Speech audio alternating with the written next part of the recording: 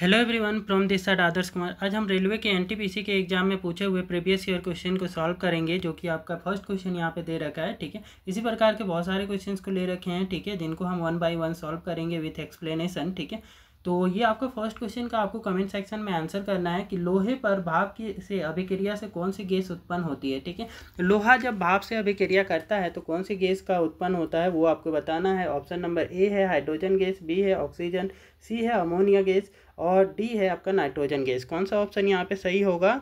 तो option number A जो होगा हमारा फर्स्ट ऑप्शन हाइड्रोजन गैस, ये सही आंसर होगा। ठीक है, तो यहाँ पे आपका रिएक्शन को समझते हैं कि आयरन है। ठीक है, आयरन जब स्टीम के साथ में रिएक्शन करता है, ठीक है, स्टीम का फॉर्मूला भी वाटर का फॉर्मूला H2O ही होता है। ठीक है, तो ये स्टीम के साथ में जब रिएक्शन करेगा तो हमारा आयरन ऑक्साइड बनाता है। ठीक है, Fe3O4 आयरन ऑक्साइड। ठीक है, और इसकी साथ में आपका हाइड्रोजन गैस आपका रिलीज होता है। ठीक है, तो ये हाइड्रोजन गैस है। ठीक है, तो हाइड्रोजन गैस भी हमारा क्या होता है, प्रोड्यूस होता है एज ए बाय प्रोडक्ट। ठीक है, तो यही पूछा गया है यहाँ पे कि जब आपका जो आयरन है वो स्टीम के साथ में जब रिएक्शन करता है तो कौन सा गैस निकलता है, तो आप बताएंगे हाइड्रोजन गैस। ठीक है, जो कि ऑप्शन नंबर ए में आपका यहाँ पे दे रखा है। ठीक, अगले क्वेश्चन में आते हैं। तो अगले क्वेश्चन में पूछा है कि ताम्र एवं टीन के मिश्र धातु को क्या कहते हैं। ठीक है, मतलब कॉपर और टीन जो होता है उसके मिश्र धातु को क्या बोला जाता है वो आपको बताना है। ऑप्शन नंबर ए है पीतल, बी है आपका डोरालुमिन, सी है कांसा और डी है आपका तो सोल्डर। कौन सा ऑप्शन यहाँ पे सही होगा? तो ताम्र और टीन के जो मिश्रण होता है उसको हम कांसा बोलते हैं, ब्रोंज बोलते हैं। ठीक है, तो ये ब्रोंज आपको याद रखना है। ठीक है, जो कि आपका क्या होता है, तांबा और टीन का मिश्रण होता है, कॉपर और टीन का मिश्रण होता है। वो भी आपका कितने का परसेंट का होता है, तो कॉपर 88% होता है। ठीक है, और टीन जो होता है वो 12% होता है नियरली। ठीक है, तो इतना आपका परसेंटेज में लेते हैं तो इससे जो आपका इसके फलस्वरूप जो इसका मिश्र धातु जो बनता है वो कांसा कहलाता है। ठीक है, तो कांसा आपका इनका मिश्रण होता है कॉपर और टीन का, ये याद रखना है। ऐसे ही ये जो है कि इसको ब्रोंज बोला जाता है कांसा को। ठीक है, ऐसे ही पीतल को ब्रास बोला जाता है। ठीक है, और जो ब्रास होता है वो आपका ये हमारा कॉपर और जिंक का मिश्रण होता है। ठीक है, कॉपर 60% होता है और जिंक आपका 40% होता है। ठीक है, तो इन दोनों के मिश्रण से आपका ब्रास मिलता है। ठीक है, जिसको पीतल भी बोला जाता है। तो दोनों ही काफ़ी ज़्यादा इंपॉर्टेंट है, याद रखना है आपको। ठीक है, ब्रास एंड ब्रोंज। ठीक है, इस यहाँ पे इसका एक्सप्लेनेशन है कि ब्रोंज जब आपका कॉपर को 88% लेते हैं और टीन को 12% लेते हैं तो इनसे जो आपका एलॉय बनता है वो आपका क्या कहलाता है, वो मिश्र धातु ब्रोंज कहलाता है, पीतल कहलाता है। ठीक है, ब्रास आपका कॉपर और जिंक के मिश्रण से बनता है। ठीक है, ये आपका मिश्र धातु भी है। ठीक है, अगले क्वेश्चन में पूछ रखा है कौन सा अधातु कमरे के ताप पर द्रव होता है। ठीक है, आपका आंसर करना है यहाँ पे कि कौन सा जो अधातु है, ठीक है, जो कि कमरे के ताप पर द्रव होता है। ए ऑप्शन है पारा, बी है एल्युमिनियम, सी है ब्रोमीन और डी है तांबा। ठीक है, बहुत सारे ऑप्शन आपके यहाँ पे जो होंगे, बहुत सारे स्टूडेंट जो है कि पारा के साथ में आंसर करेंगे, जो कि इनकरेक्ट होगा। ठीक है, पारा एक धातु होता है। ठीक है, तो धातु हमारा नहीं पूछा गया है, यहाँ पे अधातु पूछा गया है। ठीक है, जो कि रूम टेम्परेचर पे लिक्विड होता है। तो एल्युमिनियम तो क्या होता है, ठोस अवस्था में होता है, तो ये तो होगा नहीं। ठीक है, कॉपर बोले, तांबा बोले, ठीक है, ये भी आपका ठोस अवस्था में होता है, तो ये भी आपका होगा नहीं। एक बचा हमारा ब्रोमीन, जो कि आपका सही आंसर है। ठीक है, ब्रोमीन एक कैसा है, अधातु है। ठीक है, जो कि आपका रूम टेम्परेचर में लिक्विड स्टेट में मिलता है, तरल अवस्था में मिलता है, द्रव अवस्था में मिलता है। ठीक है, याद रखना है एक आपका लिक्विड का नाम। ठीक है, तो ब्रोमीन है। वही आपका धातु में बात करें, धातु में आपका लिक्विड होता है रूम टेम्परेचर पे, वो पारा होता है, Hg होता है, जिसको मर्क्यूरी भी बोलते हैं। ठीक है, तो ये ऑप्शन नंबर आपका यहाँ पे कौन सा होगा, तो सी होगा, ब्रोमीन। ठीक है, अगले क्वेश्चन पे आते हैं। तो नेक्स्ट क्वेश्चन को करने से पहले एक बार वीडियो को लाइक कर दें, चैनल को सब्सक्राइब कर लें और इसके प्लेलिस्ट में जाकर के जो NTPC के प्रीवियस ईयर क्वेश्चन है उन सारे क्वेश्चन को आप कर लें, सो दैट जो है कि आपको ये क्लियर आइडिया रहेगा NTPC वाले जो एग्जाम में आपका आने वाले जो एग्जाम है उसमें एग्जाम में अपियर होने से पहले कि किस टाइप से जो है कि क्वेश्चंस पूछे जाते हैं रेलवे के द्वारा, तो वो आपका सेम ही पैटर्न के क्वेश्चंस रहते हैं। ठीक है, इसलिए काफ़ी ज़्यादा इंपॉर्टेंट क्लास है। ठीक है, आप इसको प्लेलिस्ट पे जा करके भी चेक करके उन सारे वीडियोज़ को वॉच कर सकते हैं इनकी NTPC के प्लेलिस्ट पे। ठीक है, तो ऑप्शन आपका फोर्थ नंबर क्वेश्चन में पूछा है कि सीसा एंड टीन के मिश्र धातु को क्या बोला जाता है। ठीक है, आपकी बार बोला है कि सीसा और टीन का मिश्र धातु को क्या बोलते हैं।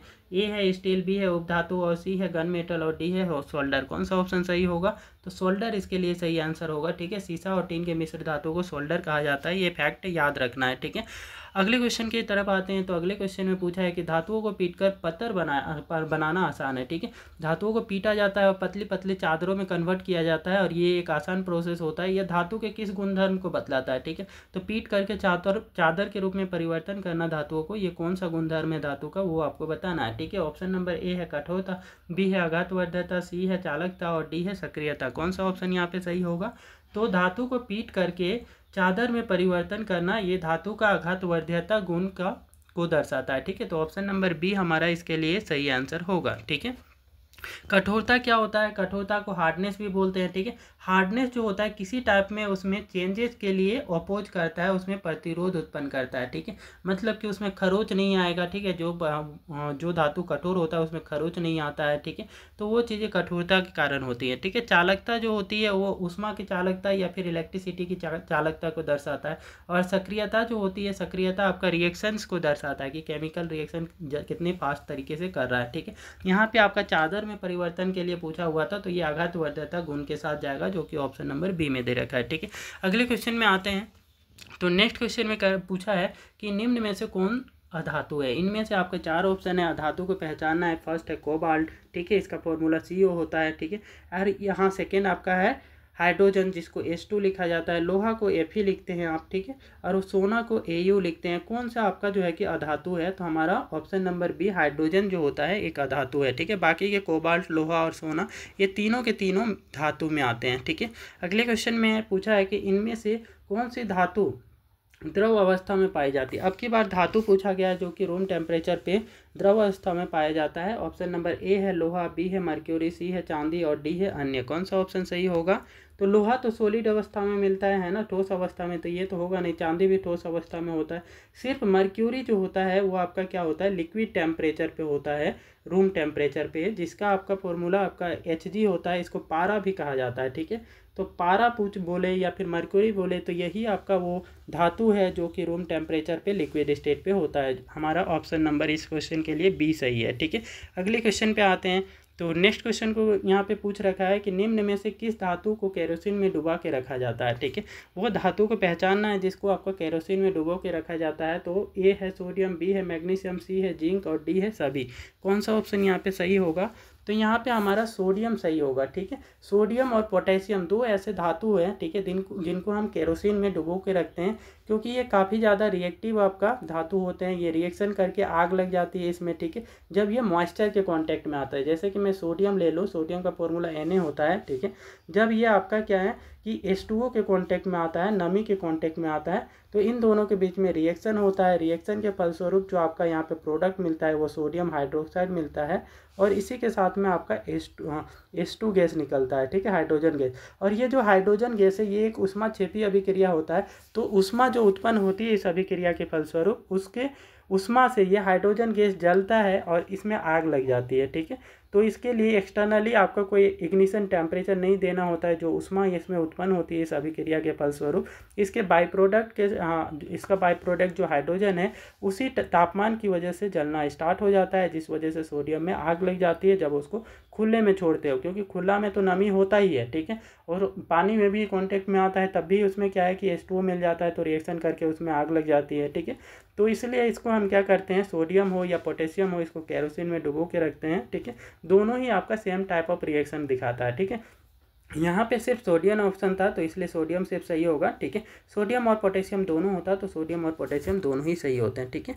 अगले क्वेश्चन पे आते हैं। तो नेक्स्ट क्वेश्चन में पूछा है सिल्वर तथा कॉपर ऊष्मा के, ठीक है, बताना है कि सिल्वर और कॉपर जो होते हैं ऊष्मा के क्या हैं, ठीक है। सबसे अच्छे चालक हैं, बी है आपका क्या कम चालक है, सी है अचालक है, डी है सबसे अच्छे कुचालक है। कौन सा ऑप्शन यहाँ पे सही होगा।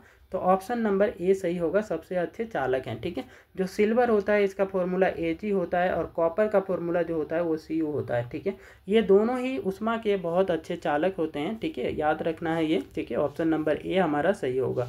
अगले क्वेश्चन में आते हैं। तो अगले क्वेश्चन में पूछा है कि निम्न में कौन अधातु पानी में डूब कर रखी जाती है, ठीक है। कौन सी ऐसी अधातु है जिसको पानी में डुबा करके रखा जाता है वो आपको बताना है, ठीक है। ये ऑप्शन है सल्फर, बी है श्वेत फास्फोरस, सी है लाल फास्फोरस और डी है आयोडीन, ठीक है। कौन सा सही ऑप्शन है।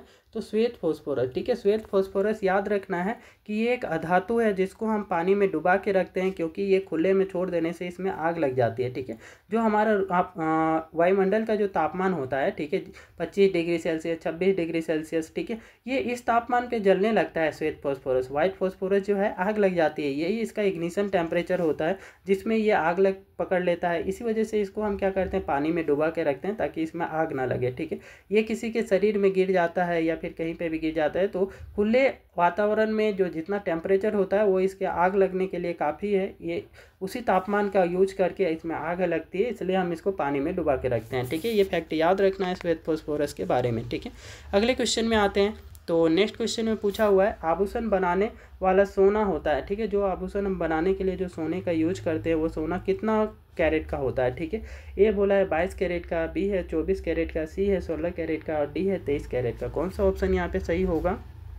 तो ऑप्शन नंबर ए सही होगा हमारा 22 कैरेट, ठीक है। आभूषण बनाने में हम 22 कैरेट का सोना यूज करते हैं, ठीक है। और बाकी का जो होता है उसमें हम कॉपर मिक्स कर लेते हैं आभूषण बनाने के लिए, क्योंकि 24 कैरेट का जो प्योर सोना होता है वो प्योर सोना जो होता है वो काफ़ी ज़्यादा सॉफ्ट होता है, ठीक है। पूछेगा ना प्योर सोना कितने कैरेट का होता है तो बताएंगे 24 कैरेट का, लेकिन आभूषण बनाने में कितने कैरेट का यूज होता है?